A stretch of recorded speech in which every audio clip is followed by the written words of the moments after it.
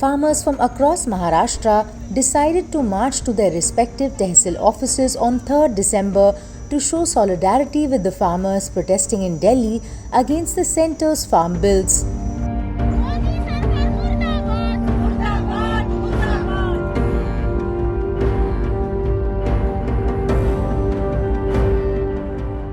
At Wada Taluka in Palghar, 500 women members from the All India Democratic Women's Association and the All India Kisan Sabha members marched from the All India Kisan Sabha office to the Tehsildar's office.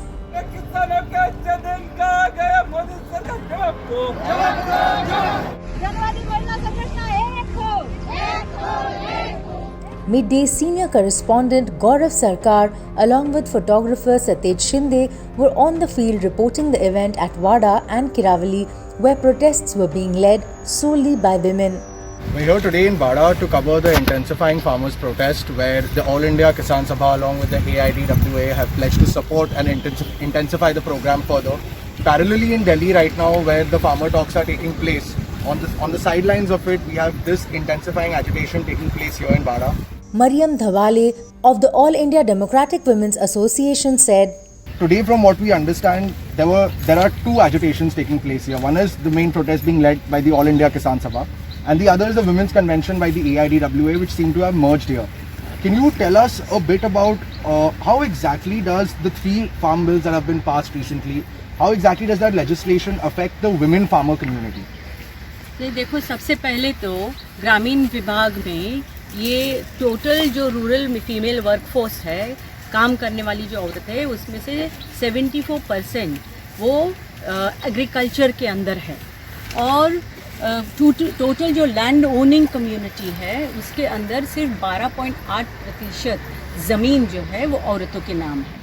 अब ऐसी जब विसंगति है और खेती के अंदर औरतों का बहुत ही बड़ा योगदान है, उनका जो अदृश्य जो श्रम है खेती के अंदर जो नज़रअंदाज किया जाता है, तो ये एग्रीकल्चरल बिल जो होगा, जो कॉरपोरेट के हाथों में ज़मीन चला जाएगा और औरतें सबसे ज़्यादा ज़मीन के ऊपर निर्भर है, तो औरतों की ज़िंदगी में सबसे ज़्यादा दुविधा और बर्बादी आने वाली है, क्योंकि खेती के अलावा 74% औरतों के सामने और कोई भी काम नहीं है।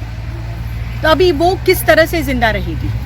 सभी जो खेती से जुड़ी हुई बाकी सभी चीज़ें हैं वो औरतें करती है, जो पशुपालन है या ये सभी चीज़ जो है वो औरतें करती है। अब उनके हाथों को काम नहीं रहेगा, तो एक तो वो बात है। दूसरी बात कि इस बिल के अंदर जो भी वहाँ पे प्रावधान किया गया है, जो भी डिस्कशन होगा या जो सरकार पूरा कॉरपोरेट्स के हाथों में ज़मीन निगलने के लिए जो कानून में सुविधा कर रही है, और उस कानून को चैलेंज करने के लिए कोई भी कोर्ट में आप नहीं जा सकते हो। अगर उस कानून के तहत आपके साथ अन्याय हुआ है तो आप कोर्ट में नहीं जा सकते हो, यही प्रावधान है कानून के अंदर।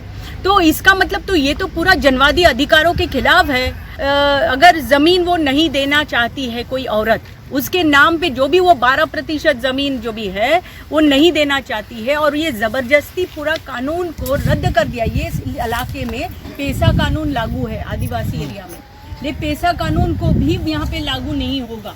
तो इसका मतलब जो सुरक्षा आदिवासियों को मिलती थी वो सुरक्षा उन्होंने निकाल दी है। इससे लैंडलेसनेस, भूमिहीनता ये ज़्यादा बढ़ने वाली है। मरियम जी, हम ये भी देख रहे थे कि पिछले 2-3 दिन में नेशनल मीडिया का ये कहना था कि ये मूवमेंट जो है ये सिर्फ पंजाब और हरियाणा के किसानों के लिए है, ये ऑल इंडिया मूवमेंट नहीं है। ये कौन से हद तक सच है? ये बिल्कुल गलत है, सच का सवाल ही नहीं है, ये सच है ही नहीं। ये झूठ बोल रही है सरकार। ये इसलिए बोल रही है क्योंकि वो दिखाना चाहती है कि बाकी के किसान इस बिल से बहुत खुश है। एक्चुअली हकीकत ये है कि कोरोना की वजह से कोई जा नहीं सकता है दिल्ली, ये हकीकत है। नहीं तो महाराष्ट्र से भी हजारों किसान जाते, हम सब जाते, ये सब लोग जाते। हम सब जाते कि नहीं जाते दिल्ली? हम सब जाते दिल्ली, लेकिन व्यवस्था नहीं है जाने की। इसलिए पंजाब, हरियाणा, पश्चिम उत्तर प्रदेश, राजस्थान, मध्य प्रदेश, ये जो पूरा बॉर्डर इलाका है वहाँ से किसान आ रहे हैं। इसलिए तो ये इट इज नेचुरल, ये ऐसे ही होगा।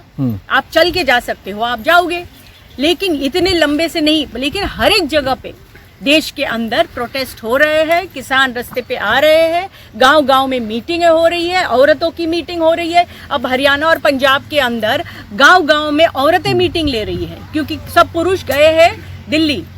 तो ये पूरी हलचल हो रही है। और सिर्फ यही नहीं, जो नेशन फॉर फार्मर्स है ये प्लेटफॉर्म, जिसके अंदर इंटेलेक्चुअल्स, प्रोफेसर्स, मिडिल क्लास लोग, ये सब जो है उस प्लेटफॉर्म में, ये सब भी अपनी आवाज उठा रहे हैं। ये अलग बात है कि जो मेन स्ट्रीम मीडिया है, ये मेन स्ट्रीम मीडिया तो आप जानते हो आज क्या हालत हो गए हैं उसके। एक दो चैनल छोड़ के कुछ भी नहीं दिखा रहा है। दिखा भी रहा है तो यही दिखा रहा है कि बिल बहुत अच्छा है। एडिटोरियल्स आए हैं पेपर के अंदर।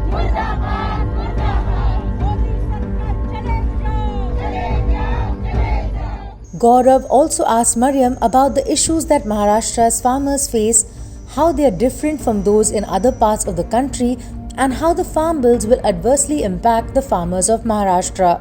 जो बाकी के स्टेट्स के अंदर है, कम ज़्यादा प्रमाण में, यहाँ पे वही सवाल है।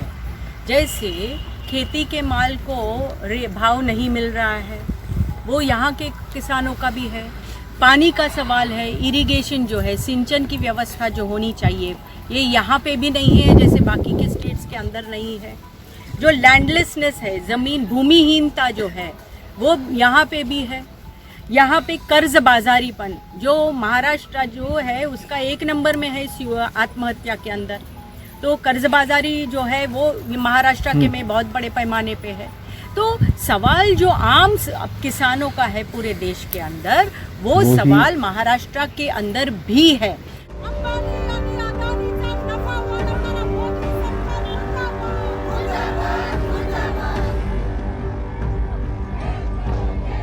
One of the protesting farmers explained what she feels would be the biggest problems faced by the farmers due to the farm bills.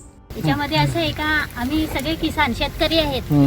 मग शेतकरी मजूर सगळे असल्या कारणात आम्हाला काय आहे, प्रश्न कोणता आहे तो आम्हाला सगळ्यात प्रश्न येतो तो अन्नाचा। मग अन्न हा कुठून पाहिजे आपल्याला? शेती जर आपण करणार तेव्हाच अन्न भेटणार ना।